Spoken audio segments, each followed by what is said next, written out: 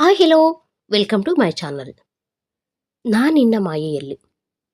ಹುಷಾರು ಕಣೆ, ಊರು ಹೊಸದು, ಯಾವುದಕ್ಕೂ ಹೆದರಬೇಡ. ಆಗಾಗ ಫೋನ್ ಮಾಡ್ತಿರು, ಸರಿಯಾಗಿ ಊಟ ತಿಂಡಿ ತಿನ್ನು. ರಾಚಪ್ಪನ ಕೈಯಲ್ಲಿ ಚಕ್ಲಿ ನಿಪ್ಪಟ್ಟು ಕಳಿಸ್ತಾ ಇರ್ತೀನಿ, ಚೆನ್ನಾಗಿ ಓದು, ಮೊಬೈಲ್ ಜಾಸ್ತಿ ಉಪಯೋಗಿಸಬೇಡ ಎಂದು ಹೇಳುತ್ತಾ ಮಗಳನ್ನು ಪಿಜಿಯಲ್ಲಿ ಬಿಟ್ಟು ತಮ್ಮ ಹಳ್ಳಿಗೆ ಹೊರಟರು ಶಿಲ್ಪಾ ಮತ್ತು ಕೋದಂಡ ದಂಪತಿ. ಶಿರೀಷಾ, ಆಗಾಗ ಬರ್ತಾ ಇರು, ಟಾಟಾ ಎಂದಾಗ ಕಣ್ಣಲ್ಲಿ ನೀರುಕ್ಕಿ ಬಂತು ಶಿರೀಷಾಳಿಗೆ. ಆದರೂ ಬೈ ಬೈ ಎಂದಳು. ಶಿರೀಷಾ ಚಿಕ್ಕಹಳ್ಳಿ ಎಂಬ ಊರಿನಲ್ಲಿ ಬೆಳೆದವಳು. ಅಲ್ಲಿ ಸರ್ಕಾರಿ ಶಾಲೆಯಲ್ಲಿ ಓದಿದವಳು. ಇದೀಗ ಪಿಯುಸಿಯಲ್ಲಿ ರ್ಯಾಂಕ್ ಪಡೆದು ತನ್ನ ಕನಸಿನ ಸಿವಿಲ್ ಇಂಜಿನಿಯರಿಂಗ್ಗೆ ಸೇರಿದಳು. ತಾನು IAS ಓದಬೇಕು, ತನ್ನ ಗುರಿ ತಲುಪಬೇಕು, ತನ್ನ ಊರನ್ನು ಅಭಿವೃದ್ಧಿಪಡಿಸಬೇಕು ಎಂದೆಲ್ಲ ಆಸೆಗಳಿತ್ತು ಅವಳಿಗೆ. ವಿದ್ಯುತ್ ಇಲ್ಲದೆ ತಾನು ಓದಿ ಉತ್ತಮ ಫಲಿತಾಂಶ ಸಿಕ್ಕಾಗ ಹೆಮ್ಮೆ ಪಟ್ಟವರೆಷ್ಟು. ಇಲ್ಲ, ತಾನು ಅಳಬಾರದು, ತನ್ನ ಅಳು ಮುಂದೊಂದು ದಿನ ಆನಂದ ಬಾಷ್ಪವಾಗಿರಬೇಕು ಎಂದೆಲ್ಲ ಸಂಕಲ್ಪ ಮಾಡಿದಳು. ಅಂತೂ ಕಾಲೇಜಿನ ಮೊದಲ ದಿನ ಹೇಗಿರಬಹುದು? ತಾನು ಯಾವ ಉಡುಪು ಧರಿಸಲಿ? ತನ್ನ ಸ್ನೇಹಿತೆಯರಾಗಿ ಯಾರು ಸಿಗಬಹುದು? ಉಪನ್ಯಾಸಕರು ಹೇಗೆ ಇರಬಹುದು ಎಂದೆಲ್ಲ ಯೋಚಿಸುತ್ತಾ ಮಲಗಿದವಳಿಗೆ ಬೆಳಕು ಹರಿದದ್ದೇ ತಿಳಿಯಲಿಲ್ಲ. ಎದ್ದು ಗಂಟೆ ನೋಡಿದಾಗ 6:30.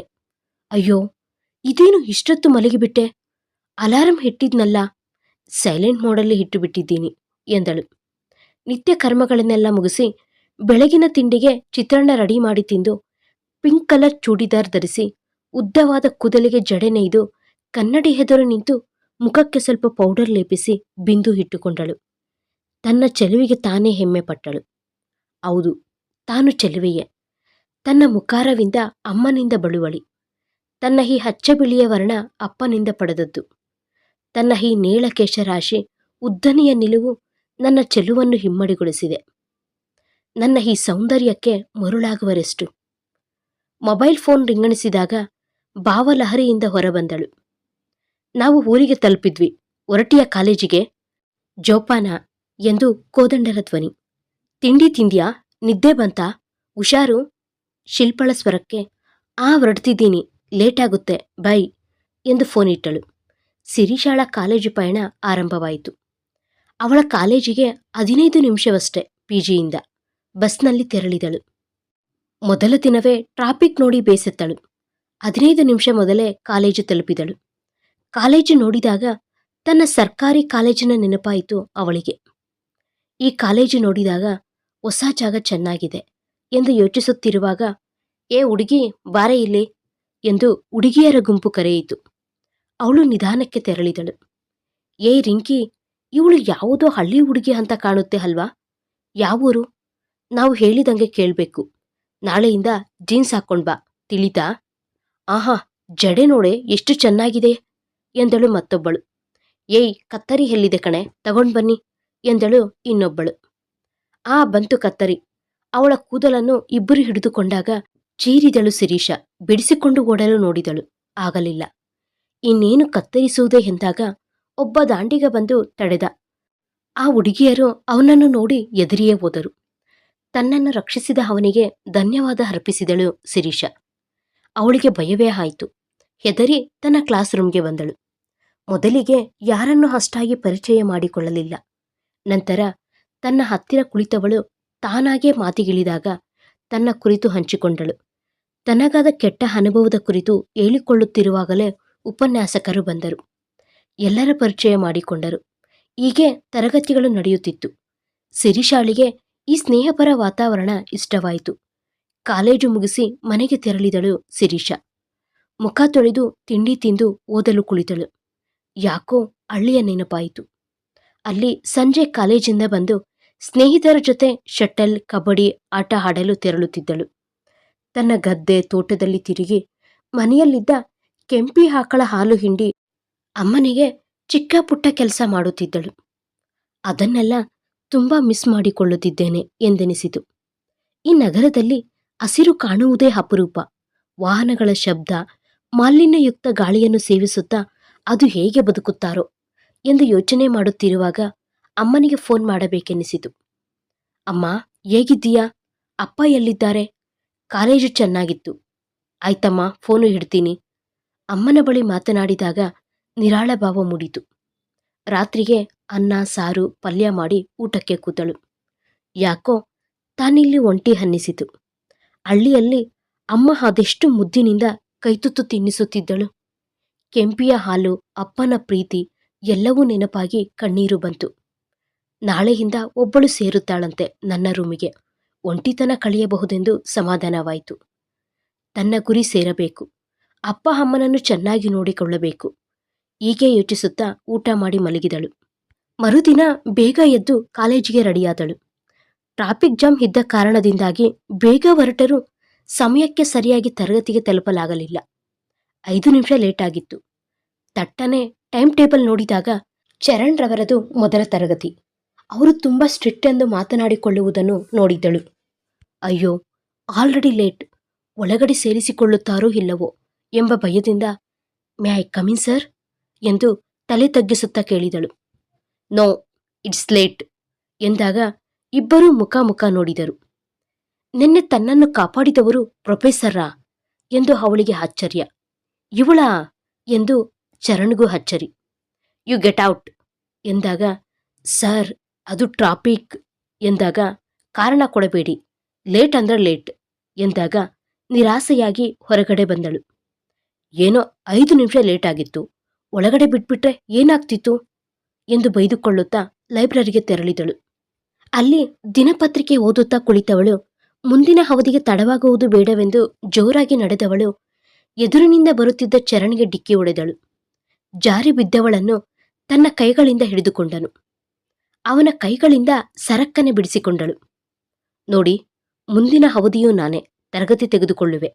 ಮುಂದಿನ ಸಲ ಈಗೆಲ್ಲ ಕಾರಣ ಕೊಡಬೇಡಿ, ತರಗತಿಗೆ ತೆರಳಿ ಎಂದು ಹೊರಟು ಹೋದ ಎಂದು ತಿಳಿದರೆ ಪುನಃ ಬಂದು ಬೈದವನೇ ನಿಮ್ಮ ಪರಿಚಯ ತಿಳಿಸಿ ಎಂದಾಗ ಶಿರೀಷಾ ತನ್ನ ಪರಿಚಯ ಹೇಳಿದಳು. ಅಂತೂ ಕ್ಲಾಸಿಗೆ ತೆರಳಿದಳು. ರಾಣಿ ಬಳಿ ನೋಟ್ಸ್ ತೆಗೆದುಕೊಂಡಳು. ಏನೇ ಶಿರೀಷಾ, ಯಾಕೆ ಲೇಟು? ಭಯಂಕರ ಸ್ಟ್ರಿಕ್ಟ್ ಕಣೆ ಚರಣ್ ಸರ್. ಪಾಠ ಚೆನ್ನಾಗಿ ಮಾಡ್ತಾರೆ, ಆದರೆ ಅವರು ಹೇಳಿದ ರೂಲ್ಸ್ ಪಾಲಿಸದವರು ಕ್ಲಾಸ್ ರೂಮ್ನಲ್ಲಿ ಇರಬಾರದಂತೆ. ನನಗೆ ಮುಂದಿನ ಬೆಂಚಲ್ಲಿ ಕೂರೋಕೆ ಭಯ ಕಣೆ. ಈಗಲೂ ಅವರೇ ತಗೋತಾರಂತೆ. ಇನ್ನೂ 1 ಗಂಟೆ ಸಹಿಸ್ಕೋಬೇಕು ಎಂದಳು ರಾಣಿ. ಚರಣ್ ಬಂದರು ತರಗತಿಗೆ. ಸೂಜಿ ಬಿದ್ದರೂ ಕೇಳುವಷ್ಟು ಮೌನ ಆವರಿಸಿತು.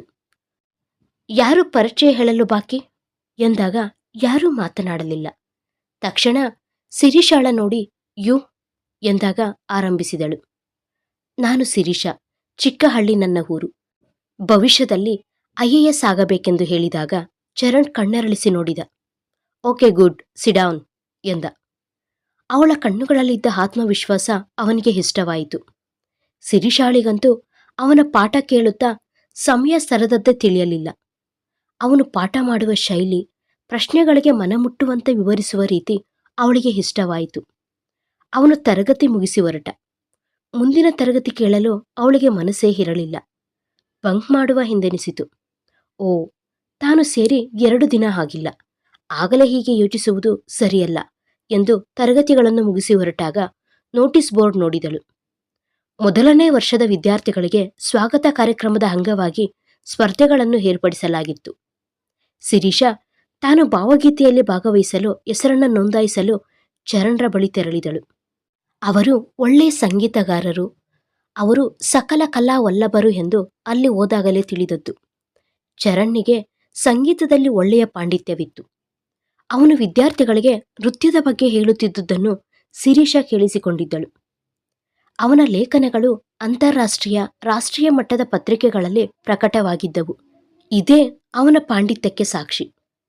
ಇಷ್ಟು ಚಿಕ್ಕ ವಯಸ್ಸಿನಲ್ಲಿ ಅವನು ದೊಡ್ಡ ಸಾಧನೆ ಮಾಡಿದ್ದ. ಆ ದಿನ ಮೊದಲ ವರ್ಷದ ವಿದ್ಯಾರ್ಥಿಗಳಿಗೆ ಸ್ವಾಗತ ಕಾರ್ಯಕ್ರಮ. ಅವರ ಪ್ರತಿಭೆಯನ್ನು ಅನಾವರಣಗೊಳಿಸಲು ಸ್ಪರ್ಧೆಗಳನ್ನು ಏರ್ಪಡಿಸಿದ್ದರು. ಶಿರೀಷಾಳಿಗೆ ಈ ದಿವಸ ತುಂಬಾ ವಿಶೇಷ. ತಾನು ಭಾವಗೀತೆಯಲ್ಲಿ ಭಾಗವಹಿಸುವ ಕಾರಣದಿಂದಾಗಿ ರಾತ್ರಿ ಹಾಡನ್ನು ಪ್ರಾಕ್ಟೀಸ್ ಮಾಡಿದ್ದಳು. ಅತಿ ಹುರುಪಿನಿಂದ ಕಾಲೇಜಿಗೆ ಬಂದಳು.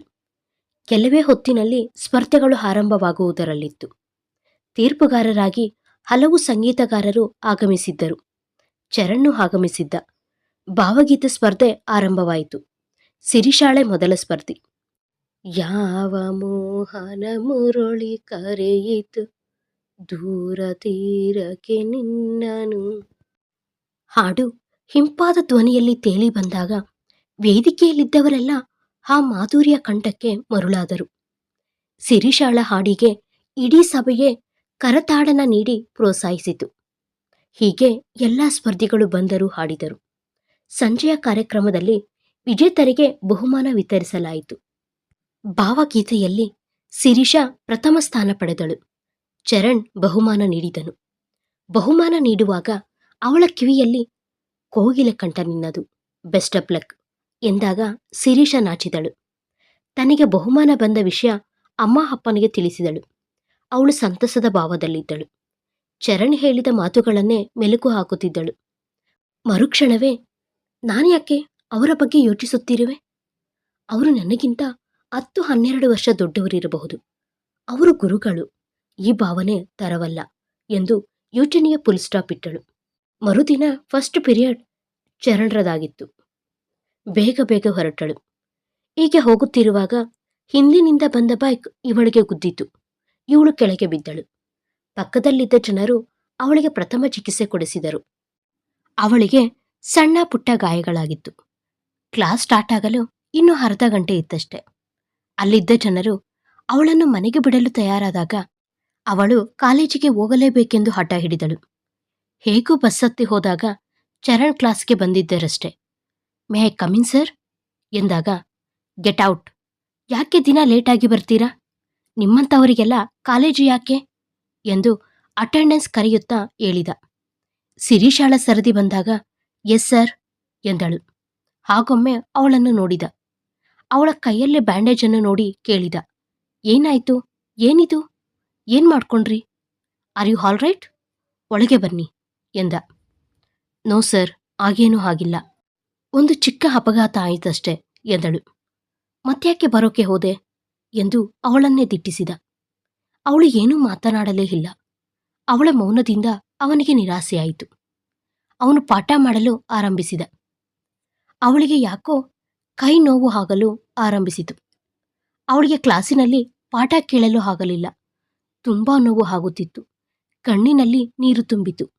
ರಾಣಿ ಬಳಿ ಹೇಳಿದಳು, ಆಗ್ತಾ ಇಲ್ಲ ಕಣೆ, ಗಾಯ ತುಂಬಾ ಹುರಿಯುತ್ತಿದೆ, ಮೈ ಯಾಕೋ ಬಿಸಿ ಇದೆ, ಜ್ವರ ಬರೋ ಥರ ಇದೆ ಕಣೆ, ಏನು ಮಾಡಲಿ ಎಂದಾಗ, ಇದೊಂದು ಅವಧಿ ಸಹಿಸ್ಕೊ ಎಂದಳು. ಬೋರ್ಡಲ್ಲಿ ಬರೆಯುತ್ತಿದ್ದ ಚರಣ್ನಿಗೆ ಏನೋ ಗುಸುಗುಸು ಕೇಳಿಸಿತು. ಹಿಂದೆ ತಿರುಗಿ ನೋಡಿದಾಗ ಸಿರಿಷಾ ಮಾತನಾಡುವುದನ್ನು ನೋಡಿ ಕೇಳಿದ, ವಾಟ್ ಹ್ಯಾಪನ್? Stand up. ಕ್ಲಾಸಲ್ಲಿ ಕೂರೋಕಾಗ್ದಿದ್ರೆ ಹೋಗ್ತಾ ಇರಿ. ಇಲ್ಲಿ ನಾವ್ಯಾರನ್ನೂ ಒತ್ತಾಯ ಮಾಡಲ್ಲ ಎಂದು ಸಿಟ್ಟಿನಿಂದ ಹೇಳಿದ. ಅವಳು ನಿಂತುಕೊಂಡೇ ಇದ್ದಳು.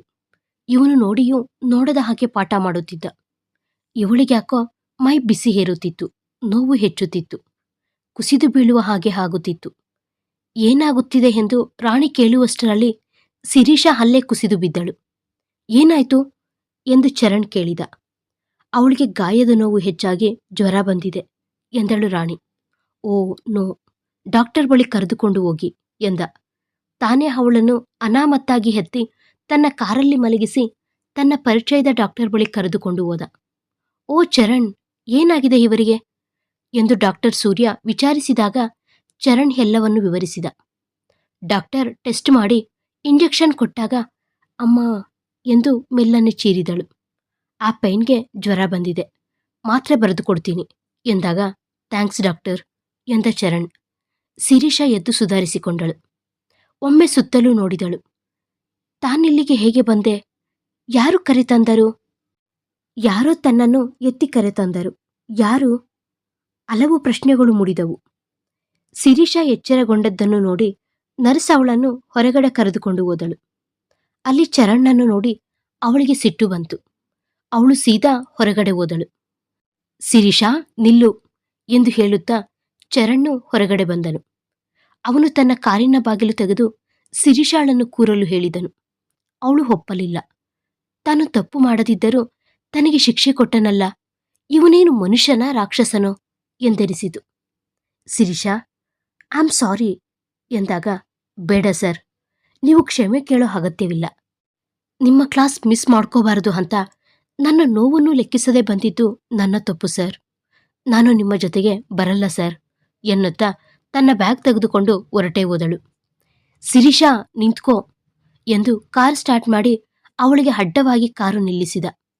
ಶಿರೀಷಾ, ಕ್ಷಮಿಸಿಬಿಡು. ನೀನು ನನ್ನ ವಿದ್ಯಾರ್ಥಿನಿ. ನಾನು ಹೇಳಿದಂತೆ ಕೇಳಬೇಕು. ನಾನು ನಿನಗೆ ಶಿಕ್ಷೆ ಕೊಟ್ಟು ತಪ್ಪು ಮಾಡಿದೆ. ನನಗೀಗ ನನ್ನ ತಪ್ಪಿನ ಅರಿವಾಗಿದೆ. ನಿನ್ನನ್ನು ಮನೆಯವರೆಗೆ ಡ್ರಾಪ್ ಮಾಡೋದು ನನ್ನ ಜವಾಬ್ದಾರಿ. ಕಾರು ಹತ್ತು ಎಂದು ಬಲವಂತ ಮಾಡಿದಾಗ ಹತ್ತಿದಳು. ಮೊದಲೇ ಬಳಲಿದ್ದ ಅವಳು ಚಕಾರ ಎತ್ತಲಿಲ್ಲ. ಕಾರಲ್ಲಿ ಹೋಗುವಾಗ ಚರಣ್ ಯೋಚಿಸಿದ, ನನಗೇನಾಗಿದೆ? ನಾನೇಕೆ ಈ ಹುಡುಗಿ ಬಗ್ಗೆ ಇಷ್ಟೊಂದು ಕೇರ್ ತಗೋತಿದ್ದೀನಿ? ಇವಳ್ಯಾರು? ತಾನು ಇಷ್ಟರವರೆಗೆ ಯಾವ ಹುಡುಗಿಯರನ್ನು ಇಷ್ಟೊಂದು ಸಲಿಗೆಯಿಂದ ಮಾತನಾಡಿಸಿರಲಿಲ್ಲ. ಹುಡುಗಿಯರೆಂದರೆ ತನಗೆ ಅಷ್ಟಕ್ಕಷ್ಟೆ. ಬಿಸ್ನೆಸ್ ಮ್ಯಾನ್ ಅಪ್ಪ, ಅಮ್ಮ ಇಲ್ಲದೆ ಅಜ್ಜಿ ಹಾರೈಕೆಯಲ್ಲಿ ಬೆಳೆದ ತನಗೆ ಇದ್ದ ಅಣ್ಣ ವಿದೇಶಕ್ಕೆ ಹಾರಿದ್ದನು. ಇನ್ನು ಅತ್ತಿಗೆ ಜೊತೆ ಅಂತಹ ಒಡನಾಟ ಇರಲಿಲ್ಲ. ಹೀಗಾಗಿ ಅಜ್ಜಿನೇ ತನ್ನ ಜೀವ. ಇನ್ನು ಅಪ್ಪ ತನ್ನ ಬಿಸ್ನೆಸ್ನ ಜವಾಬ್ದಾರಿ ವಹಿಸಿಕೊಳ್ಳುವಂತೆ ಹೇಳಿದಾಗ ತಾನು ಉಪನ್ಯಾಸಕ ವೃತ್ತಿಯನ್ನೇ ಆರಿಸಿಕೊಳ್ಳುವುದೆಂದು ಹೇಳಿರಲಿಲ್ಲವೇ? ಹೀಗಾಗಿ ಅಣ್ಣನಿಗೆ ಈ ಜವಾಬ್ದಾರಿಯನ್ನು ಹೊರಿಸಲಾಗಿತ್ತು. ಅದೆಷ್ಟು ಹುಡುಗಿಯರನ್ನು ತನಗೆ ತೋರಿಸಿದ್ದರು ಅಜ್ಜಿ. ತಾನೇ ಈಗಲೇ ಮದುವೆ ಬೇಡವೆಂದು ಹೇಳಿರಲಿಲ್ಲವೇ? ಸರ್, ಇಲ್ಲೇ ನನ್ನ ಪಿಜಿ ಇರುವುದು, ಶಿರೀಷಾ ಎಂದಾಗ ಅಲ್ಲಿಗೆ ತನ್ನ ಕಾರು ತಿರುಗಿಸಿದ. ಅಷ್ಟರಲ್ಲಾಗಲೇ ಅವನಿಗೆ ಫೋನ್ ಬಂತು. ಆ ಫೋನ್ ಬಂದಾಗ ಅವನು ಅಧೀರನಾದ. ಅಲ್ಲಿಂದ ಸೀದಾ ಕಾರು ತಿರುಗಿಸಿದ. ಸರ್, ಏನಾಯ್ತು? ಎಲ್ಲಿ ಹೋಗ್ತಾ ಇದ್ದೀರಾ? ಶಿರೀಷಾ ಕಿರುಚಿದರೂ ಅವನು ಏನೂ ಹೇಳಲಿಲ್ಲ. ಬಹಳ ಚಿಂತೆಯಲ್ಲಿ ಇದ್ದವನಂತೆ ಕಂಡುಬರುತ್ತಿದ್ದ. ಸರ್, ಯಾಕೆ ಹೀಗಿದ್ದೀರಾ? ನನ್ನನ್ನು ಎಲ್ಲಿಗೆ ಕರೆದುಕೊಂಡು ಹೋಗ್ತಾ ಇದ್ದೀರಾ ಎಂದಾಗ ಅವನು ಸಿಟ್ಟಲ್ಲಿ ಸ್ಮಶಾನಕ್ಕೆ ಎಂದ. ಶಿರೀಷಾ ಗಲಿಬಿಲಿಗೊಂಡಳು. ಏನಾಯ್ತು ಈ ಅಪ್ಪಂಗೆ? ಹೇಗೇಗೋ ಹಾಡ್ತಿದ್ದಾನಲ್ಲ. ಆಗ ನೋಡಿದ್ರೆ ಹಾಗೆ, ಈಗ ಹೀಗೆ. ವಿಚಿತ್ರದವನ ಸಹವಾಸ ಮಾಡದಂಗಾಯ್ತಲ್ಲ. ಶಿರೀಷಾ ನೋಡ್ತಿದ್ದ ಹಾಗೆ ತನ್ನ ಮನೆ ಎದುರು ತಂದು ನಿಲ್ಲಿಸಿದ. ಶಿರೀಷಾಳಿಗೆ ತಲೆ ಬುಡ ಅರ್ಥ ಆಗಲಿಲ್ಲ. ತನ್ನ ಮನೆಗೆ ಅವಳನ್ನು ಕರೆದುಕೊಂಡು ಹೋದ. ಅಜ್ಜಿಯ ರೂಮಿಗೆ ಹೋದ. ಅಲ್ಲಿ ಡಾಕ್ಟರ್ ಅಜ್ಜಿಯನ್ನು ಪರೀಕ್ಷಿಸುತ್ತಿದ್ದರು. ಅಜ್ಜಿ ಇವರಿಬ್ಬರನ್ನು ನೋಡಿ ಏನನ್ನೋ ಹೇಳಿದರು. ಅವರ ಮುಖದಲ್ಲಿ ಸಂತೋಷ ಕಾಣಿಸಿತು. ಅಜ್ಜಿ, ಅಜ್ಜಿ ಎಂದು ಅಜ್ಜಿಯನ್ನು ಕರೆದು ಅಜ್ಜಿಯ ಕೈಗಳನ್ನು ಹಿಡಿದು ಕಂಬನಿಗೈದ ಚರಣ್. ಅಲ್ಲಿಗೆ ನೆಮ್ಮದಿಯಿಂದ ಪ್ರಾಣ ಬಿಟ್ಟರು ಅಜ್ಜಿ. ಅಜ್ಜಿಯನ್ನು ಕಳೆದುಕೊಂಡ ದುಃಖದಲ್ಲಿ ಜೋರಾಗಿ ಹತ್ತಾಗ ಶಿರೀಷಾ ಅವನನ್ನು ಸಮಾಧಾನಪಡಿಸಿದಳು. ನನಗೆ ಅಜ್ಜಿಯೇ ಇಲ್ಲ. ಬಾಲ್ಯದಲ್ಲಿ ಅಮ್ಮನನ್ನು ಕಳೆದುಕೊಂಡ ಮೇಲೆ ಅಜ್ಜಿಯೇ ಅವರ ಸ್ಥಾನದಲ್ಲಿ ನಿಂತು ನೋಡಿಕೊಂಡರು. ಅಪ್ಪ ಗೋಪಾಲ್ ಬೇರೆ ಮದುವೆಯಾದರು. ಅಣ್ಣ ವಿದೇಶಕ್ಕೆ ಹೊರಟು ಹೋದ. ನನ್ನ ಸರ್ವಸ್ವವು ಅಜ್ಜಿಯೇ ಆಗಿದ್ದಳು. ಈಗ ನಾನು ಒಂಟಿಯಾಗಿ ಬಿಟ್ಟೆ ಎಂದು ಹೇಳಿದಾಗ ಆ ಮುಖದ ಹಿಂದೆ ಇಷ್ಟೊಂದು ನೋವು ಅಡಗಿದೆಯಾ? ಈ ಕಠಿಣತೆಯ ಹಿಂದೆ ಮೃದುತ್ವ ಇದೆ ಎನಿಸಿತು. ಅಷ್ಟರಲ್ಲೇ ಗೋಪಾಲ್ ಆಗಮಿಸಿದರು. ಚರಣ್ ಅಜ್ಜಿಯ ಅಂತ್ಯ ಸಂಸ್ಕಾರವನ್ನು ನೆರವೇರಿಸಿದ. ಶಿರೀಷಾಳನ್ನು ಡ್ರೈವರ್ಗೆ ಹೇಳಿ ಪಿಜಿಗೆ ಬಿಡುವಂತೆ ಹೇಳಿದ. ಶಿರೀಷಾ ಮನೆಗೆ ಬಂದು ಬೆಳಗ್ಗೆಯಿಂದ ನಡೆದ ಘಟನೆಗಳ ಬಗ್ಗೆಯೇ ಯೋಚಿಸತೊಡಗಿದಳು. ಎಲ್ಲವೂ ಆಕಸ್ಮಿಕ ಅನಿಸಿತು. ತಾನಿನ್ನು ಕಾಲೇಜಿಗೆ ಸೇರಿ 3 ದಿನಗಳಷ್ಟೆ. ಆಗಲೇ ಚರಣ್ ಸರ್ಗೆ ಎಷ್ಟೊಂದು ಆಪ್ತಳಾಗಿದ್ದೀನಿ ಅನಿಸುತ್ತಿದೆ. ಯಾರೋ ಸಂಬಂಧವಿಲ್ಲದ ಸರ್ ನನಗೇಕೆ ಹೀಗೆ ಹತ್ತಿರವಾಗುತ್ತಿದ್ದಾರೆ? ಅವರ ಅಜ್ಜಿ ತಮ್ಮನ್ನು ನೋಡಿ ಹರಿಸಿದ್ದರು ಎಂದರೆ ಏನರ್ಥ? ಹಲವಾರು ಗೊಂದಲದಲ್ಲಿ ಮಲಗಿದಳು. ಅವಳ ಜ್ವರ ಎಂದೋ ಹಾರಿ ಹೋಗಿತ್ತು. ಮಾರನೇ ದಿನ ಎಂದಿನಂತೆ ಕಾಲೇಜಿಗೆ ತೆರಳಿದಳು ಶಿರೀಷಾ. ರಾಣಿಗೆ ಹಿಂದಿನ ದಿನ ನಡೆದ ಘಟನೆಗಳ ಬಗ್ಗೆ ತಿಳಿಸಿದಾಗ ಅವಳಿಗೆ ಅಚ್ಚರಿಯಾಯಿತು. ಈ ದಿನ ಚರಣ್ ಬರಲ್ಲವೆಂದು ತಿಳಿದಿದ್ದ ಶಿರೀಷಾಳಿಗೆ ಅವನು ತರಗತಿಗೆ ಬಂದಾಗ ಅವಳಿಗೆ ಆಶ್ಚರ್ಯ. ಎಂದಿನಂತೆ ಅವನು ತನ್ನ ಪಾಠ ಶುರು ಮಾಡಿದ. ತರಗತಿ ಮುಗಿಸಿ ಹೊರಟು ಹೋದ. ಶಿರೀಷಾಳಿಗೆ ಕುತೂಹಲ ತಡೆಯಲಾರದೆ ಅವನ ಕೊಠಡಿಗೆ ತೆರಳಿದಳು. ಕಣ್ಣು ಮುಚ್ಚಿ ಕುಳಿತಿದ್ದ ಅವನನ್ನು ಕಂಡಾಗ ನೋವಿನ ಕಾವು ಹಾರಿರಲಿಲ್ಲವೆಂದು ಅವಳಿಗೆ ಮನದಟ್ಟಾಯಿತು. ಸರ್, ಯಾಕೆ ಹೀಗೆ ಕುಳಿತು ಬಿಟ್ಟಿರಿ ಎಂದು ಕೇಳಿದಾಗ, ಓ ಶಿರೀಷಾ, ನೀನಾ? ಕ್ಷಮಿಸು, ನಿನ್ನೆ ಏನೇನೋ ನಡೆದು ಹೋಯಿತು. ನನ್ನಿಂದಾಗಿ ನೀನು ಕಷ್ಟಪಡುವಂತಾಯಿತು. ಕ್ಷಮಿಸು ಎಂದಾಗ ಅವನ ಕಣ್ಣಲ್ಲಿ ನೀರು ಕಂಡಳು. ಸರ್, ಇಷ್ಟು ಸಂಕಟ ಇಟ್ಟುಕೊಂಡು ಯಾಕೆ ಸರ್ ಬರೋಕೋದ್ರಿ? ಮನೆಯಲ್ಲೇ ಇರಬಹುದಿತ್ತಲ್ವಾ ಎಂದಾಗ, ಇಲ್ಲ ಶಿರೀಷ, ಮನೆಯಲ್ಲಿ ಇದ್ದರೆ ಕಣ್ಣ ಮುಂದೆ ಅಜ್ಜಿನೇ ಕಾಣಿಸುತ್ತಾಳೆ. ಅದೇನೋ ಬೇಸರ, ಏಕಾಂಗಿ ಭಾವ. ಇಲ್ಲಿ ಬಂದರೆ ಅದನ್ನೆಲ್ಲ ಮರೆಯಬಹುದು ಎಂದು ಬಂದೆ ಎಂದ. ಸರಿ ಸರ್, ಬರುತ್ತೇನೆ ಎಂದು ಕ್ಲಾಸ್ ರೂಮಿನತ್ತ ಹೊರಟಳು. ಆಹಾ, ಏನ್ ಮೇಡಮ್, ನಿನ್ನೆ ಸಿಟ್ಟು, ಇವತ್ತು ಕಾಳಜಿ, ಏನು ಕತೆ? ಏನು ಲವ್ವಾ? ಎಂದು ರಾಣಿ ಶಿರೀಷಾಳನ್ನು ರೇಗಿಸಿದಳು. ಆಗೇನಿಲ್ಲ, ಲವ್ ಗಿವ್ ಏನಿಲ್ಲ, ಹಾಗೆ ಸುಮ್ಮನೆ ವಿಚಾರಿಸಿ ಬಂದೆ ಅಷ್ಟೆ. ಏನು ವಿಚಾರಿಸಲು ಬಾರದಾ ಎಂದಾಗ, ಆಹಾ, ಇರಲಿ ಎಂದು ನಕ್ಕಳು ರಾಣಿ. ಆ ದಿನ ರಾತ್ರಿ ಇಡೀ ಶಿರೀಷಾ ಯೋಚಿಸಿದಳು. ಏನಿದು, ನನಗೆ ಚರಣ್ ಸರ್ ದಿನೇ ದಿನೇ ಬಹಳ ಹತ್ತಿರವಾಗುತ್ತಿದ್ದಾರೆ. ಅವರಿಗೆ ಸಮಾಧಾನ ಹೇಳಲು ನಾನ್ಯಾರು? ಇದೇನು ಪ್ರೀತಿಯೋ ಆಕರ್ಷಣೆಯೋ ಯಾವುದೇ ಬಂದ? ಅವರನ್ನು ನೋಡಲು ಈ ಹುಚ್ಚು ಮನ ಯಾಕೆ ಈ ಪರಿ ಹಾತೊರೆಯುತ್ತದೆ? ಅವರಿಗೂ ಈ ರೀತಿಯ ಭಾವನೆಗಳು ಇರಬಹುದಾ? ನಮ್ಮ ಗುರು ಶಿಷ್ಯರ ಸಂಬಂಧದ ಪವಿತ್ರತೆಗೆ ಪ್ರೀತಿಯ ಲೇಪನೆ ಮಾಡುವುದು ಎಷ್ಟು ಸರಿ? ಇಲ್ಲ, ನನ್ನ ಹುಚ್ಚು ಕೋಡಿ ವಯಸ್ಸು ನನ್ನ ನಿಯಂತ್ರಣದಲ್ಲಿ ಇಲ್ಲ. ಇದು ಸರಿಗೆ ತಿಳಿದರೆ ಅವರೇನು ಅಂದುಕೊಳ್ಳುವರು? ಹೀಗೆ ನಾನಾ ವಿಧದ ಆಲೋಚನೆಗಳು ಅವಳನ್ನು ಮುತ್ತಿದವು. ಇತ್ತ ಚರಣ್, ಅವಳು ನನ್ನ ಮನಸ್ಸಿಗೆ ಹತ್ತಿರವಾಗುತ್ತಿದ್ದಾಳೆ. ಈ ಬಂಧಕ್ಕೆ ಏನು ಹೆಸರಿಡಲಿ? ಅವಳೇಕೆ ನನ್ನೆದೆಯಲ್ಲಿ ಪ್ರೀತಿಯ ಕಿಡಿ ಹಚ್ಚುತ್ತಿದ್ದಾಳೆ? ನನಗೇಕೆ ಅವಳೇ ನನ್ನ ಸಂಗಾತಿಯಾಗಬೇಕೆಂದು ಅನಿಸುತ್ತಿದೆ? ಅವಳಲ್ಲಿ ಏನೋ ಆಕರ್ಷಣೆ ಇದೆ. ಅವಳ ಸಾಮೀಪ್ಯಕ್ಕಾಗಿ ಮನವೇಕೂ ತುಡಿಯುತ್ತಿದೆ. ಮರುಕ್ಷಣವೇ ಅವಳು ನನ್ನ ವಿದ್ಯಾರ್ಥಿನಿ, ಸಮಾಜವನ್ನು ತಿದ್ದಬೇಕಾದ ನೀನೇ ಆದಿ ತಪ್ಪುತ್ತಿದ್ದೀಯಲ್ಲ ಎಂದು ಒಳಮನಸ್ಸು ಎಚ್ಚರಿಸಿತು. ಮಾರನೇ ದಿನ ಶಿರೀಷಾ ಕಾಲೇಜಿಗೆ ಬಂದಳು. ಆ ದಿನ ಚರಣ್ ಬಂದಿರಲಿಲ್ಲ. ಅವನಿಗೋಸ್ಕರ ಮನ ತವಕಿಸಿತು. ಆದರೆ ಅವನು 1 ವಾರ ರಜೆ ಹಾಕಿದ್ದನೆಂದು ತಿಳಿಯಿತು. 1 ವಾರ ಕಾಯಬೇಕಲ್ಲ ಎಂದು ಬೇಸರಪಟ್ಟಳು. ಕಾಲೇಜಿಗೆ ಬರಲು ಅವಳಿಗೆ ಮನಸ್ಸೇ ಆಗಲಿಲ್ಲ. ಬಂಕ್ ಹಾಕಬಹುದಿತ್ತು ಅನ್ನಿಸಿತು. 1 ವಾರ ಕಳೆಯುವಷ್ಟರಲ್ಲಿ ಅವಳಿಗೆ ಸಾಕಾಯಿತು. ಬೇಗ ದಿನಗಳು ಕಳೆಯಲಿ ಅನ್ನಿಸಿತು. ಯಾಕೋ ತಾನು ಅವನನ್ನು ಪ್ರೀತಿ ಮಾಡುತ್ತಿದ್ದೇನೆ, ಅವನಿಲ್ಲದೆ ನಾ ಬಾಳಲಾರೆ ಎಂದು ಅವಳಿಗೆ ಅರ್ಥವಾಯಿತು. ಇಲ್ಲ, ನನ್ನ ಪ್ರೇಮವನ್ನು ಅವನಿಗೆ ಹೇಳಬೇಕು. ಅವನೇಕೆ ರಜೆ ಹಾಕಿದ್ದಾನೆ? ಏನಾಗಿದೆ? ಈ ಪ್ರಶ್ನೆಗೆ ಅವರೇ ಉತ್ತರಿಸಬೇಕು. 1 ವಾರ ಕಳೆಯಿತು. ಶಿರೀಷಾಳಿಗೆ ರಾಣಿ ನಗರ ತೋರಿಸಲು ಹೊರಟಳು. ಶಿರೀಷಾಳ ಛಲವನ್ನು ಇಮ್ಮಡಿಗೊಳಿಸಲು ಬ್ಯೂಟಿ ಪಾರ್ಲರ್ಗೆ ಕರೆದುಕೊಂಡು ಹೋದಳು.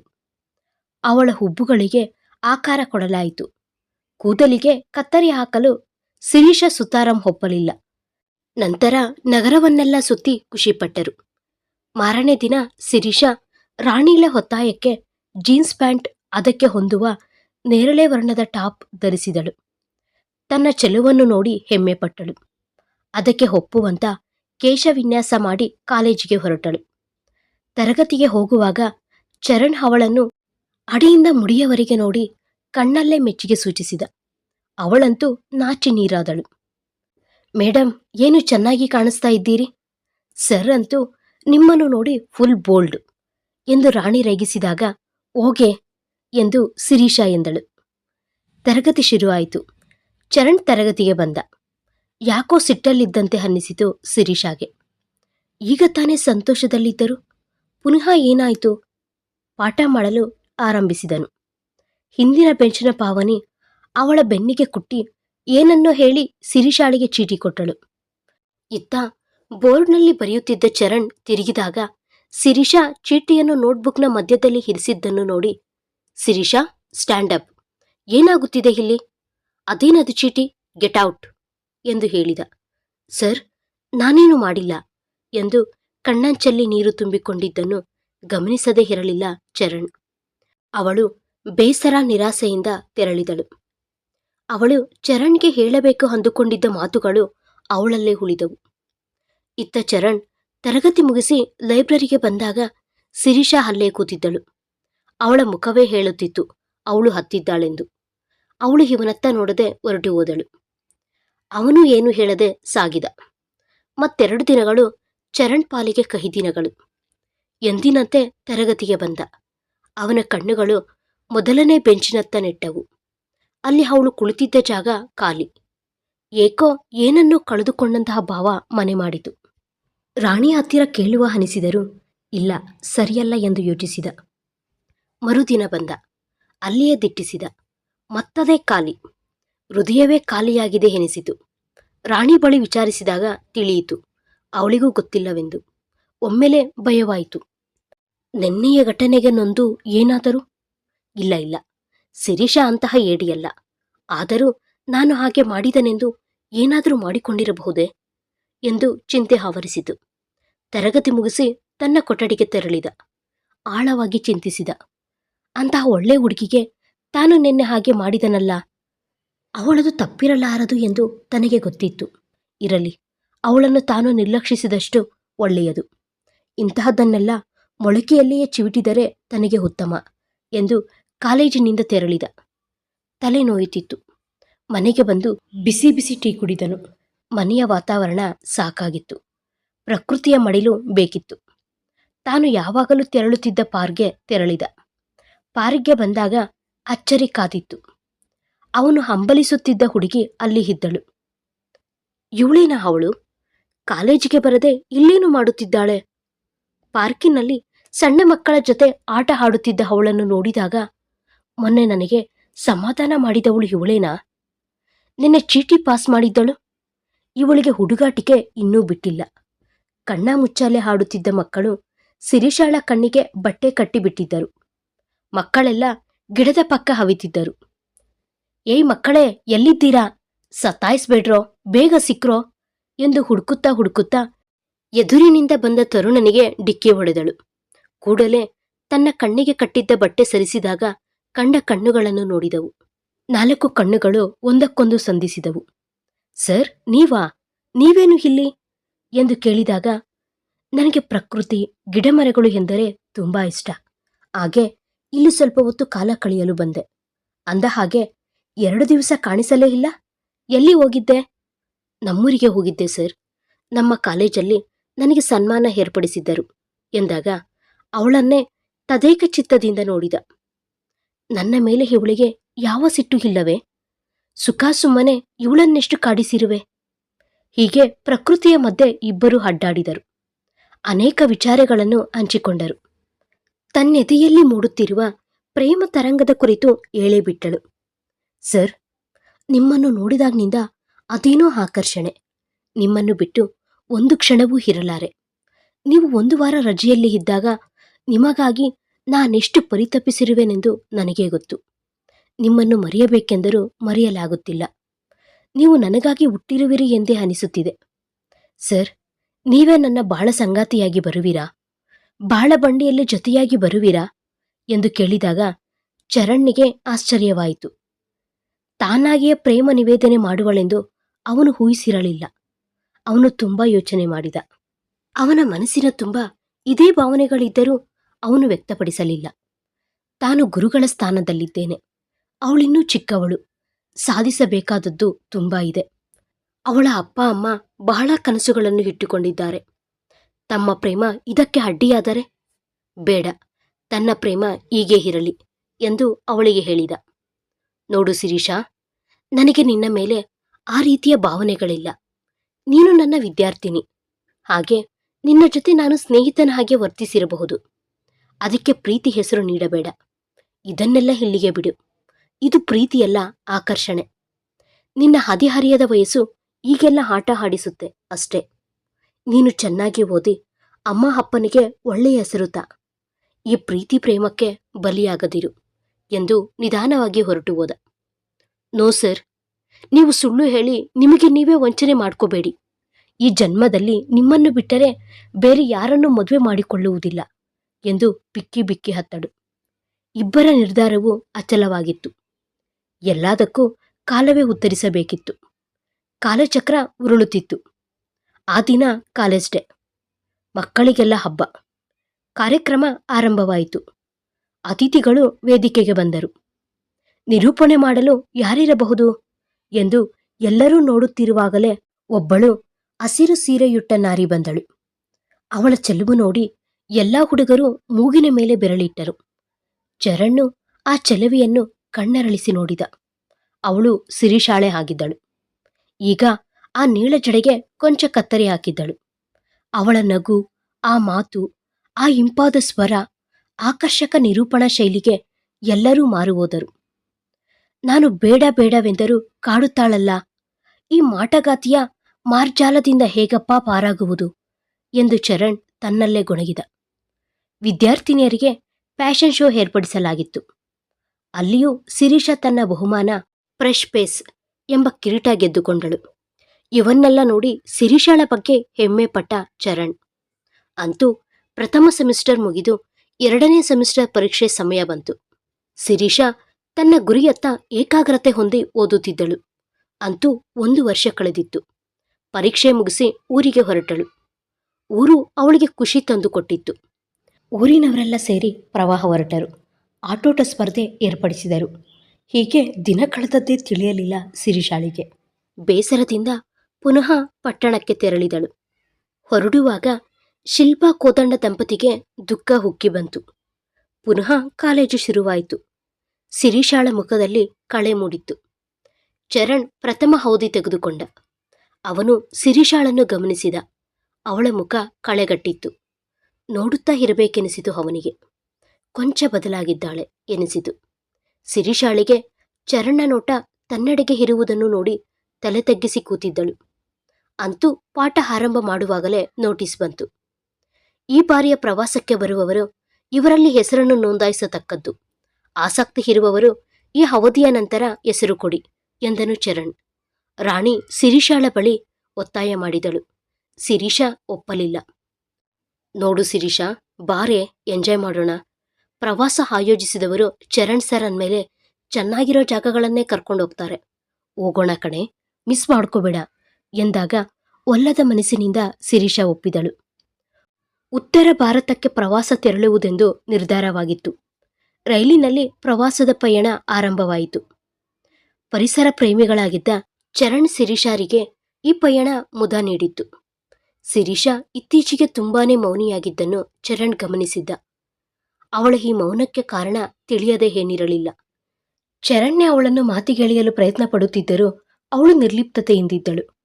ಶಿರೀಷಾಳ ಮೌನವನ್ನ ಕಂಡ ಅವಳ ಸ್ನೇಹಿತರು ಶಿರೀಷಾ ಹಾಡಬೇಕು ಎಂದು ಒತ್ತಾಯಿಸತೊಡಗಿದರು. ಇವರ ಕಾಟ ತಡೆಯಲಾರದೆ ನೀನಿಲ್ಲದ ನನಗೇನಿದೆ ಎಂಬ ಹಾಡನ್ನು ಹಾಡಿದಾಗ ಚರಣ್ ಅವಳನ್ನೇ ನೋಡಿದ. ಅವಳ ಕಣ್ಣುಗಳಲ್ಲಿ ಜಾರಿ ಬಂದ ಕಂಬನಿಗೆ ಅವಳ ಪ್ರೀತಿಗೆ ಸಾಕ್ಷಿ. ಅವಳು ಅಲ್ಲಿ ನಿಲ್ಲಲಾರದೆ ಓಡಿದಳು. ಶಿರೀಷಾ ನಿಂತ್ಕೋ ಎಂದು ಚರಣ್ಣು ಅವಳ ಹಿಂದೆಯೇ ಓಡಿದ. ಹಿಂದೆಯಿಂದ ಅವಳ ಕೈ ಹಿಡಿದ. ಅವಳು ಕೈಯನ್ನು ಬಿಡಿಸಿಕೊಳ್ಳಲು ನೋಡಿದಾಗ ತನ್ನೆಡೆಗೆ ಅವಳನ್ನು ತಿರುಗಿಸಿಕೊಂಡನು. ಕಣ್ಣಲ್ಲಿ ಕಣ್ಣಿಟ್ಟು ನೋಡಿದ. ತನ್ನೆದಿಗೆ ಹೊರಗಿಸಿಕೊಂಡ. ಅವಳಿಗೆ ಮೌನವೇ ಆಭರಣವಾಗಿತ್ತು. ಏನನ್ನು ಹೇಳದೆ ಅವನಿಂದ ಬಿಡಿಸಿಕೊಂಡು ಕಿಟಕಿಯ ಬಳಿ ಕೂತಳು. ಆಗ್ರಾ, ಮುಂಬೈ, ದಿಲ್ಲಿ ಎಲ್ಲ ಸುತ್ತಿದರು. ಎಲ್ಲಿಯೂ ಶಿರೀಷಾ ತನ್ನ ಮಿತಿಯನ್ನು ದಾಟಲಿಲ್ಲ. ಚರಣ್ಣಿಗೆ ಇದೊಂದು ಯಕ್ಷ ಪ್ರಶ್ನೆಯಾಗಿ ಕಾಡಿತು. ತನ್ನನ್ನು ಯಾಕೆ ದೂರ ತಳ್ಳುತ್ತಿದ್ದಾಳೆ? ಕಾರಣ ಏನಿರಬಹುದು? ತನ್ನ ಬಳಿ ಮಾತು ಹಾಡುತ್ತಿಲ್ಲ. ಇವಳು ಅಂದಿನ ಶಿರೀಷಾಳೇನಾ? ಇಲ್ಲ, ಇವಳು ಅವಳೇ. ಆದರೆ ಯಾವುದೋ ನೋವಿದೆ. ಅದಕ್ಕೆ ಕಾರಣ ನಾನೇ ಇರಬಹುದು. ಪ್ರವಾಸ ಮುಗಿದು ಎಲ್ಲರೂ ಮನೆಗೆ ಬಂದರು. ಪ್ರವಾಸದಲ್ಲಿ ಶಿರೀಷಾಳ ವರ್ತನೆ ನೋಡಿದ ಚರಣ್ಗೆ ಅವಳ ವರ್ತನೆಯಲ್ಲಿ ನಿಗೂಢತೆ ಕಾಣಿಸಿತು. ಯಾಕೋ ಅವಳು ಬದಲಾದಂತೆ ಅನ್ನಿಸಿತು. ಬಹುಶಃ ನಾನು ಅವಳ ಪ್ರೇಮವನ್ನು ತಿರಸ್ಕಾರ ಮಾಡಿದ ಕಾರಣ ಅವಳಿಗೆ ನನ್ನ ಮೇಲೆ ಇದ್ದ ಭಾವನೆಗಳು ಸತ್ತು ಹೋಯಿತೆ.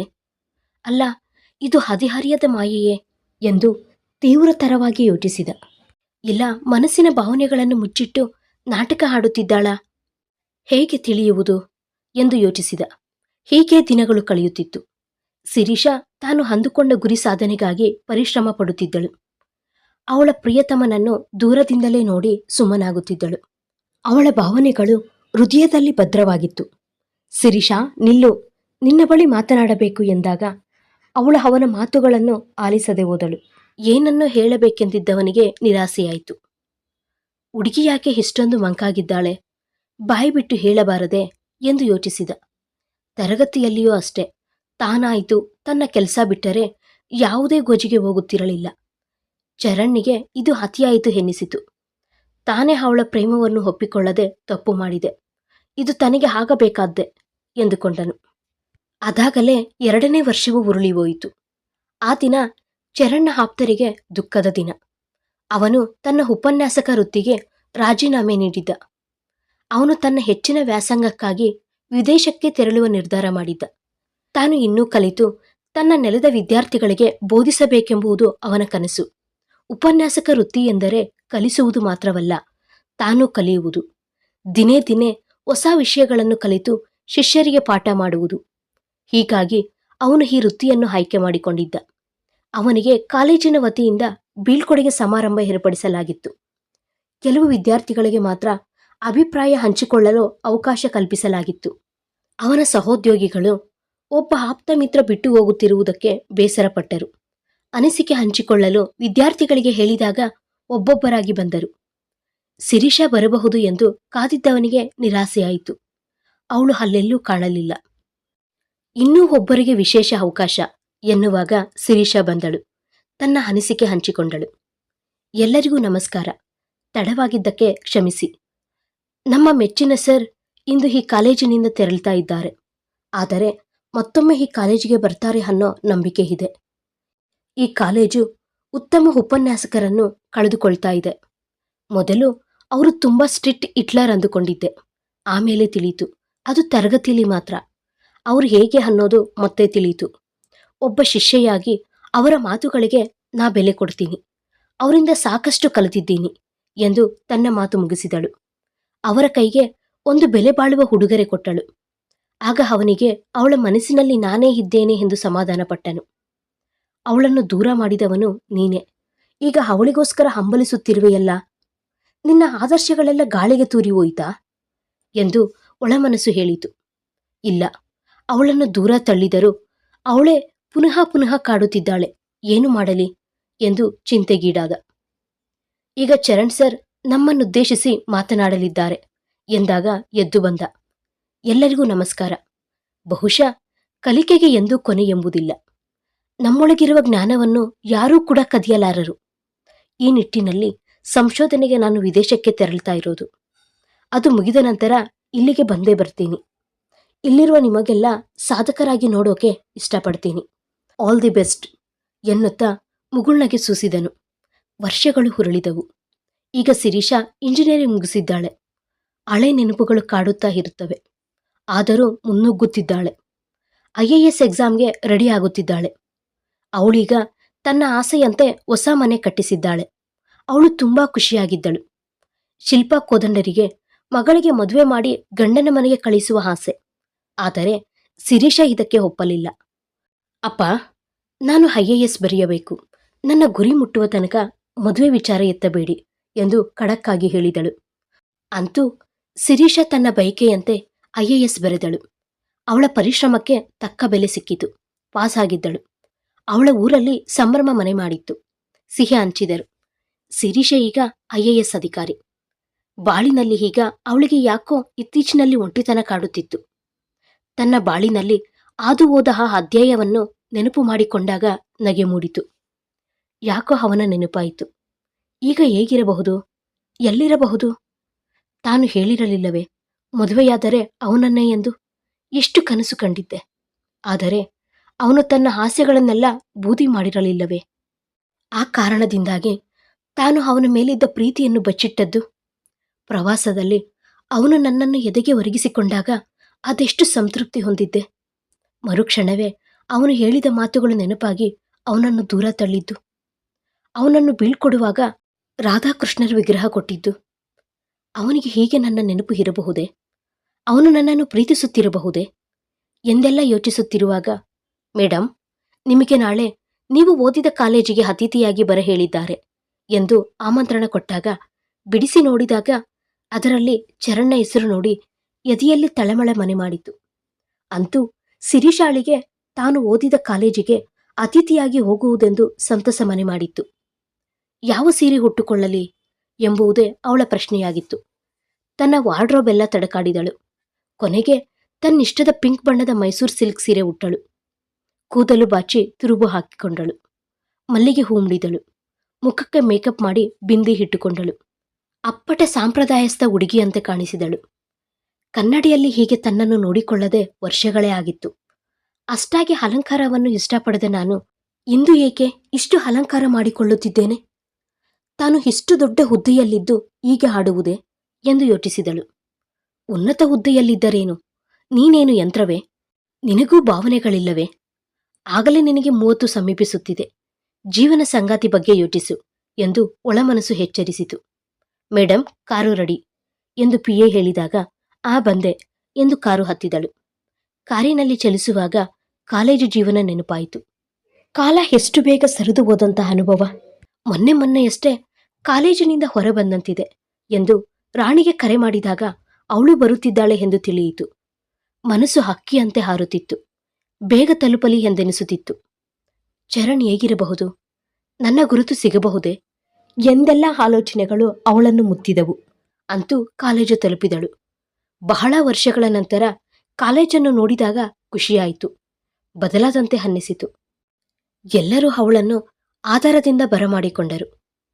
ಅವಳ ಮನ ಮಾತ್ರ ಅವನನ್ನು ಹರಸುತ್ತಿತ್ತು. ಕಾರ್ಯಕ್ರಮ ಆರಂಭವಾಯಿತು. ಅತಿಥಿಗಳು ವೇದಿಕೆಗೆ ಆಗಮಿಸಿದರು. ಎಲ್ಲರನ್ನೂ ಗುಲಾಬಿ ಹೂ ನೀಡಿ ಸ್ವಾಗತಿಸಿದರು.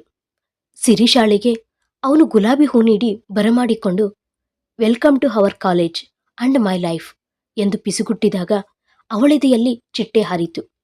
ಅವನ ಮುಖದಲ್ಲಿನ ಕಿರುನಗೆ ಅವಳಲ್ಲಿ ಹೊಸ ಭರವಸೆ ಮೂಡಿಸಿತು. ಅವನು ಕೆಳಗೆ ಬಂದು ಕುಳಿತನು. ಅವನ ಮುಖದಲ್ಲಿ ಹೆಮ್ಮೆ ನಗು ಕಾಣಿಸಿತು. ಇಲ್ಲ, ಅವಳ ಮುಖದಲ್ಲಿ ಆ ಗತ್ತು ಕಾಣಿಸುತ್ತಿದೆ. ಈಗ ಹುಡುಗುತನ ಮಾಯವಾಗಿ ಈಗ ಅವಳು ಆದರ್ಶ ಮಹಿಳೆ. ಇತ್ತ ಸರ್ ಚೂರು ಬದಲಾಗಿಲ್ಲ, ಇನ್ನೂ ನವಯುವಕನಂತೆ ಕಾಣಿಸುತ್ತಿದ್ದಾರೆ ಎಂದುಕೊಂಡಳು ಶಿರೀಷಾ. ಶಿರೀಷಾಳನ್ನು ಭಾಷಣ ಮಾಡಲು ಕರೆದರು. ಎಲ್ಲರಿಗೂ ನಮಸ್ಕಾರ. ಈ ಕಾಲೇಜಿನಲ್ಲಿ ನನಗೆ ಹಲವು ನೆನಪುಗಳಿವೆ. ಬಹುಶಃ ವಿದ್ಯಾರ್ಥಿ ದೆಸೆಯಲ್ಲಿ ನನ್ನ ಗುರು ಬೆನ್ನ ಹಿಂದೆ ನಿಂತ ಕಾರಣ ಇದನ್ನು ಸಾಧಿಸಲು ಕಾರಣ. ನನ್ನೆಲ್ಲ ಗುರುಗಳಿಗೆ ಸಾಷ್ಟಾಂಗ ನಮನಗಳು ಎಂದು ಕೈಮುಗಿದಳು. ಚಪ್ಪಾಳೆಗಳ ಸುರಿಮಳೆ ಬಂತು. ಅವಳು ಬೇರೊಂದು ಕಾರ್ಯಕ್ರಮಕ್ಕೆ ಅವಶ್ಯವಾಗಿ ಹೋಗಲಿದ್ದುದರಿಂದ ತೆರಳಿದಳು. ಎಲ್ಲರೂ ಅವಳನ್ನು ಬೀಳ್ಕೊಟ್ಟರು. ಚರಣ್ ಅವಳನ್ನೇ ನೋಡುತ್ತಾ ನಿಂತ. ಅವನಿಗೆ ಕಾರಿನಿಂದಲೇ ಕೈಬೀಸಿ ಟಾಟಾ ಎಂದು ಹೇಳಿದಳು. ದಿನಗಳು ಹುರುಳಿದಂತೆ ಶಿರೀಷಾಳಿಗೆ ಕೆಲಸಗಳ ಒತ್ತಡದಿಂದ ಬಿಡುವಾಗುತ್ತಿರಲಿಲ್ಲ. ಇದ್ದಕ್ಕಿದ್ದಂತೆ ಅವಳಿಗೆ ಒಂದು ಫೋನ್ ಕರೆ ಬಂತು. ಪಿಎ ತಂದುಕೊಟ್ಟ. ಹಲೋ, ನಾನು ಚರಣ್ ಮಾತನಾಡುತ್ತಿರುವುದು. ನಾಡಿದ್ದು ನಮ್ಮ ಮನೆಯಲ್ಲಿ ಅಣ್ಣನ ಮಗಳ ಬರ್ತ್ಡೇ ಪಾರ್ಟಿ ಇದೆ, ನೀನು ತಪ್ಪದೆ ಬರಬೇಕು ಎಂದಾಗ ಶಿರೀಷಾಳಿಗೆ ಇಲ್ಲ ಅನ್ನಲಾಗಲಿಲ್ಲ. ಸರಿ ಎಂದು ಒಪ್ಪಿದಳು. ಆ ದಿನ ಬರ್ತ್ಡೇ ಪಾರ್ಟಿ. ನೀಲಿ ಬಣ್ಣದ ಶಿಫಾನ್ ಸೀರೆ ಉಟ್ಟು ರೆಡಿಯಾದಳು. ಅವಳ ಸೌಂದರ್ಯಕ್ಕೆ ಅವಳೇ ಸಾಟಿ. ಕಾರು ಹತ್ತಿ ಬಂದಳು. ಅವಳು ಬಂದಾಗ ಚರಣ್, ಅವನ ಅಣ್ಣ, ಅತ್ತಿಗೆ ಎಲ್ಲರೂ ಆತ್ಮೀಯವಾಗಿ ಸ್ವಾಗತಿಸಿದರು. ಚರಣ್ ಶಿರೀಷಾಳನ್ನು ಮೆಚ್ಚುಗೆಯಿಂದ ನೋಡಿದನು. ಅವನ ದೃಷ್ಟಿಯೆಲ್ಲ ಅವಳ ಮೇಲಿತ್ತು. ಪುಟಾಣಿ ಚರ್ಮಿಳಾ 5ನೇ ವರ್ಷದ ಪ್ರಯುಕ್ತ ಕೇಕ್ ಕಟ್ ಮಾಡಿದರು. ಚರಣ್ ಶಿರೀಷಾಳಿಗೆ ಕೇಕ್ ತಿನ್ನಿಸಿ ಅಲ್ಲೇ ಪಕ್ಕದಲ್ಲಿದ್ದ ಉದ್ಯಾನವನಕ್ಕೆ ಕರೆದುಕೊಂಡು ಹೋದನು. ಎಲ್ಲರ ದೃಷ್ಟಿ ಇವರತ್ತ ಹರಿಯಿತು. ಶಿರೀಷಾ, ನನ್ನ ಬಾಳಲ್ಲಿ ಪ್ರೀತಿಯ ಕವನ ಗೀಚಿದವಳು ನೀನು. ನಿನ್ನ ಉತ್ತಮ ಭವಿಷ್ಯಕ್ಕಾಗಿ ನನ್ನ ಪ್ರೇಮವನ್ನು ಮುಚ್ಚಿಟ್ಟೆ. ನಿನ್ನ ಕನಸುಗಳ ಈಡೇರಿಕೆಗಾಗಿ ಈ ಪ್ರೀತಿಗೆ ನಾನು ಒಪ್ಪಲಿಲ್ಲ. ಆದರೆ ನನ್ನ ಮನಸ್ಸು ಸದಾ ನಿನಗಾಗಿ ಮಿಡಿಯುತ್ತಿತ್ತು. ನಾನು ಎಷ್ಟೇ ಬೇಡ ಬೇಡ ಎಂದರೂ ನಿನಗಾಗಿ ಈ ಹೃದಯ ಹಂಬಲಿಸುತ್ತಿತ್ತು. ನಿನ್ನ ಮೌನ ನನ್ನನ್ನು ಚಿಂತೆಗೀಡು ಮಾಡಿತ್ತು. ಆದರೆ ನನಗೆ ನೀನು ಕೊಟ್ಟ ಆ ಉಡುಗೊರೆಯಿಂದ ನನ್ನಲ್ಲಿ ನಿನಗಿನ್ನೂ ಒಲವಿದೆ ಎಂದು ತಿಳಿಯಿತು. ನಂತರ ವಿದೇಶದಲ್ಲೂ ನಿನ್ನ ನೆನಪು ಕಾಡುತ್ತಿತ್ತು. ಆದರೆ ನನ್ನ ಗುರಿ ಸಾಧಿಸಲೇಬೇಕೆಂಬ ಹಠ ಇತ್ತು. ಒಂದಲ್ಲ ಒಂದು ದಿನ ನನ್ನವಳಾಗುತ್ತೀಯಾ ಎಂದು ತಿಳಿದಿತ್ತು. ವಿದೇಶದಿಂದ ಬಂದಾಗ ತಿಳಿಯಿತು, ನೀನೀಗ ಬರೀ ಶಿರೀಷಾ ಅಲ್ಲ, IAS ಶಿರೀಷಾ ಎಂದು. I love you Shirisha, love you forever, I need you Shirisha. ಈ ಪಾಮರನ ಪ್ರೇಮದ ಕೋರಿಕೆಯನ್ನು ಮನ್ನಿಸಿ ನನ್ನ ಪರಿಣಯ ಮಾಡಿಕೊಳ್ಳುವೆಯಾ? ಎಂದೆಂದು ಜೊತೆಯಾಗಿರುವೆಯಾ ಎಂದು ಮಂಡಿಯೂರಿ ಅವಳ ಕೈಗೆ ಸಿಹಿ ಮುತ್ತನ್ನಿಟ್ಟು ಗುಲಾಬಿ ನೀಡಿದನು. ಅವನ ಪ್ರೇಮದ ಮನವಿಯನ್ನು ಮನ್ನಿಸಿ ಅವನನ್ನು ಬಿಗಿದಪ್ಪಿದಳು. 2 ಜೀವಗಳು ಅಕ್ಕರೆಯಲ್ಲಿ ಮಿಂದೆದ್ದವು. 10 ವರ್ಷಗಳ ನಂತರ. ಅಮ್ಮ, ಅಪ್ಪ, ನೀವಿಬ್ಬರು ಕತೆ ಹೇಳಿ, ಪ್ಲೀಸ್ ಪ್ಲೀಸ್ ಕತೆ ಹೇಳಿ ಎಂದು ಕಾರುಣ್ಯ ಕರಣ್ ಹೇಳಿದಾಗ, ನಿಮ್ಮಮ್ಮನ ಕತೆ ಹೇಳಲ್ಲ ಎಂದಾಗ ಶಿರೀಷಾ ಚರಣ್ಣಿಗೆ ಬೇಡ ಹೇಳಬೇಡಿ ಎಂದು ಕಚಗುಳಿ ಇಟ್ಟಳು. ಅಮ್ಮನೊಡನೆ ಮಕ್ಕಳು ಸೇರಿದರು. ಎಲ್ಲರೂ ನಕ್ಕು ಖುಷಿಯಿಂದ ಅವರ ಮುಂದಿನ ಜೀವನ ಸಾಗಿಸಿದರು. ಕತೆ ಮುಕ್ತಾಯವಾಯಿತು. ನಿಮಗೆ ಈ ಕತೆ ಇಷ್ಟವಾದಲ್ಲಿ please like, share and subscribe. Thanks for watching video. Thank you. ಧನ್ಯವಾದಗಳು.